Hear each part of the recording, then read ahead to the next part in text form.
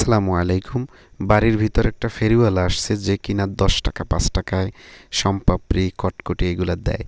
তো আমরা যখন ছোট ছিলাম, এই যে আমার আশেপাশে যে বাচ্চাগুলো দেখবেন, এদের সময় আমরা করতাম কি, বাগান থেকে, ঘরের পরিত্যক্ত জায়গা থেকে টিন, ভাঙা বোতল এগুলো আনতাম এবং ফেরিওয়ালারাও এগুলো নিত।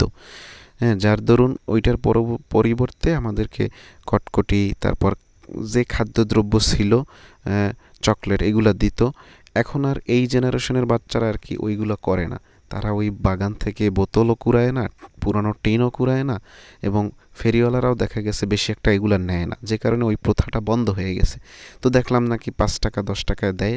তো আমিও আর কি ঘর থেকে 5 টাকা নিয়ে, 5 টাকাটা আমার নিজেরই আর কি, 5 টাকা নিয়ে ঘরে আমি কিনে দিয়ে এসেছি এবং আমি নিজে কেনার জন্য 5 টাকা নিয়ে আর কি আসছি।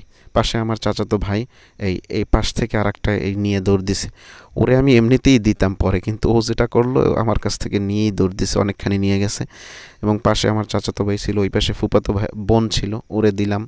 তো একটু ও যদিও কিনছে, তারপর আমি দিলাম। আমার এই সামনে যে ক্যামেরাম্যান ছিল ওরেও একটু দেব। তো ঘটনা হচ্ছে, এই যুগের যে বাচ্চারা এরা আর কি ওইভাবে খোঁজে না, যার দরুন দেখা গেছে ফেরিওয়ালারাও বা ফেরিওয়ালারা নেয় না। না নেওয়ার না নেওয়ায় চাহিদাটা কমে গেছে। কমে যাওয়ার কারণ ওরা দেখা গেছে যে জিনিসটা করে ওই টাকা দিয়েই কেনে, আর ওই কষ্টটা করে না।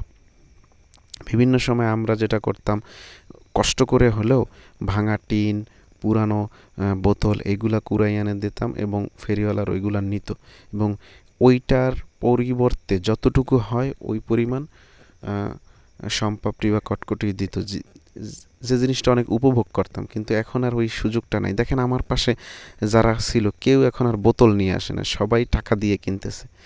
তো ওই প্রথাটা উঠে